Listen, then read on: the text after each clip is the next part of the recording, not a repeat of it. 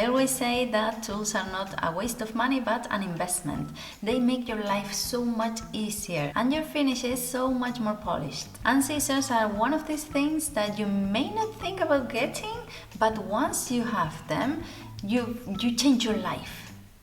So I have all my scissors here. I want to show them to you, and I'm just going to, not in a particular order, I'm just going to ramble as I usually do and show them to you.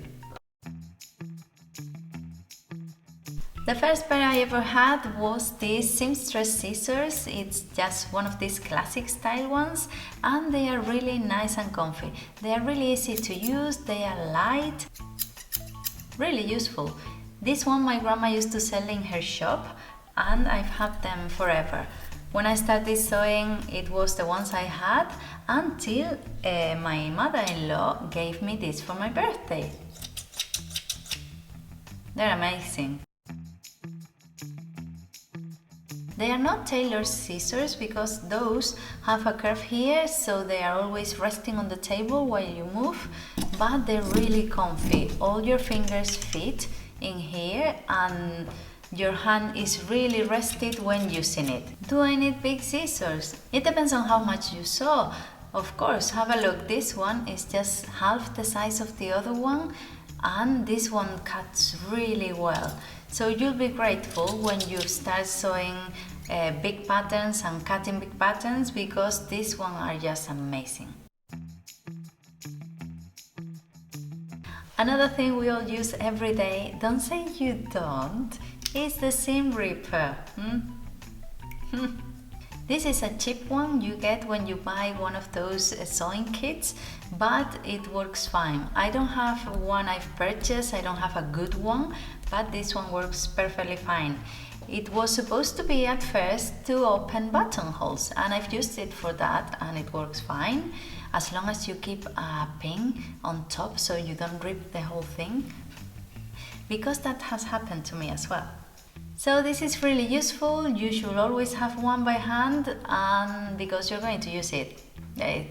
It's life, you're going to use this. Another thing that obviously comes with those sewing kits, it's a cheap pair of scissors. I have two of these and I use them a lot. I use this one when I don't want to use my good scissors to cut something. For example, if I want to cut a zipper or something I don't want to waste my good scissors on, I use this one. So it's quite nice to have. And of course the other one, I have it apart, I have it on the desk, because this one I use to cut the paper for the pot. Do not use your fabric scissors to cut paper, obviously, it's one of those rules in the sewing room, because you ruin them. So I keep these away from the other ones.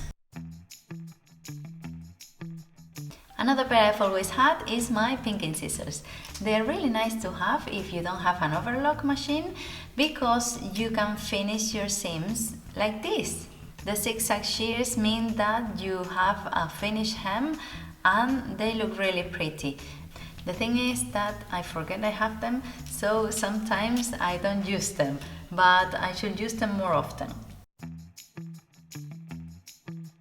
One pair I was given for Christmas is this little guy. It's really cute. It's a bird. And apart from being cute, it's really useful to have when you want to cut little threads. Of course, you don't want to cut threads with your big scissors because you can end up cutting something you don't want to cut.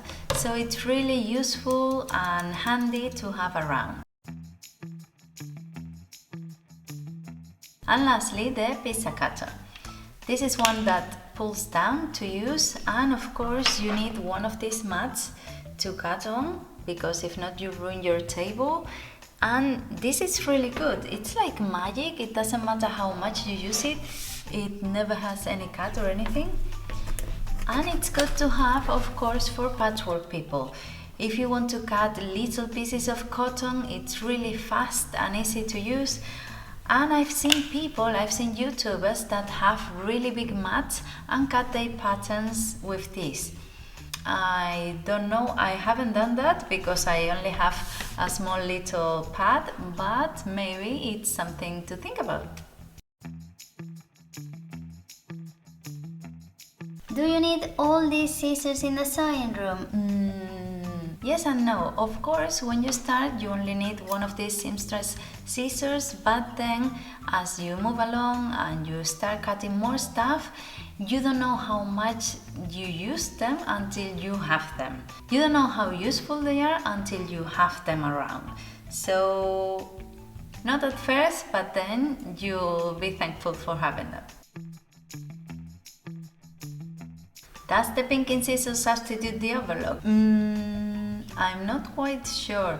I think these are fine for things you don't see, like cushions. They are well finished and they don't fray, so they are good. But if you want a garment to wear, maybe you prefer to overlock it, so I'm not sure about that. Are sewing kit scissors good enough? Of course you can manage, but listen to this. And then such a difference. So of course you can manage at first, but then once you have this, you won't go back. What other scissors should we have? Well, I'm having a look at different tailor scissors and they are amazing. I would like to have a pair, and I've seen one that looks like pliers, and it's really interesting because you can make little notches when you are sewing a curve or something like that, or cut little threads. So let me know down in the comments if you have one of those, and any other recommendations you have, because it's always good to know. So I hope you've enjoyed this little review about my sewing scissors, and don't forget to subscribe if you're not already, so you don't miss anything next week. Bye!